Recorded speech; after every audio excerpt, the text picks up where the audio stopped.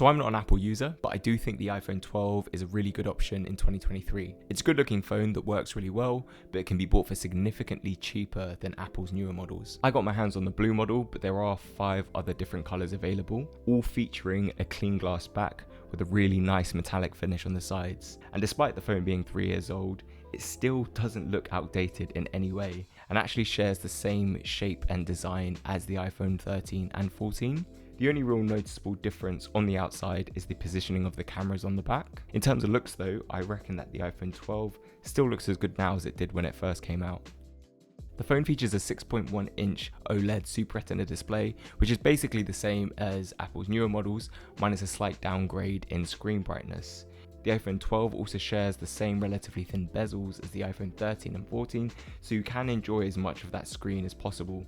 The only real downside on the screen for the iPhone 12 is the slightly larger notch, which can be a little bit annoying if you're used to notchless phones, but it's really not that bad.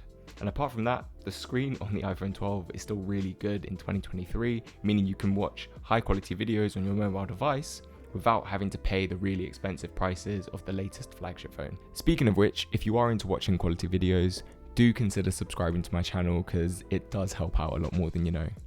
Now don't get me wrong, there are some downsides to buying a 3-year-old phone, but depending on how you actually use your device, these downsides might not even matter. For some of you who just want your phone to last as long as possible, maybe the iPhone 12 isn't the best thing to buy here because Apple's batteries have generally improved year on year, so you might be better off buying a later model.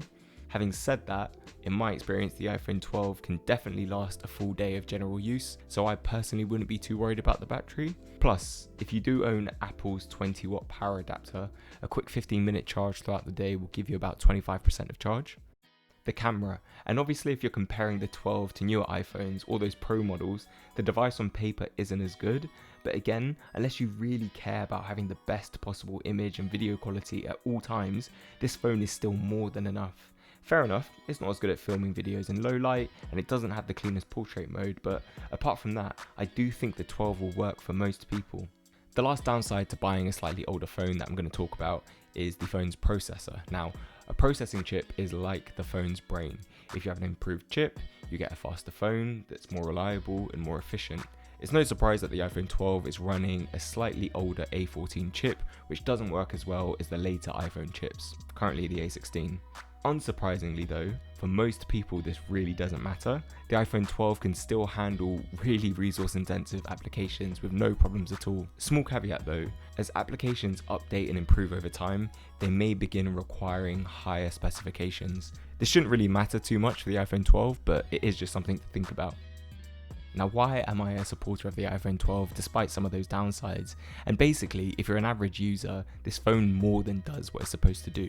We've got good picture quality, high video definition playback, and a decent set of speakers, so unless you're someone that just likes having the newest devices, you might as well save yourself some money and just buy a slightly older phone. If you don't mind pre-owned devices, you can also get some really good deals on the iPhone 12. Secondhand phones are also really good for the environment, so that's another good thing. Apple is still also providing software updates to the iPhone 12, so this device is benefiting from the latest software upgrades and continued tech support. If you're concerned about future-proofing, the iPhone 12 should still be receiving these updates and be good for the next few years. In summary, if you want a great phone but you want to save yourself some extra dollars, you could consider getting the iPhone 12. That's it for this one. I'll catch you in the next one.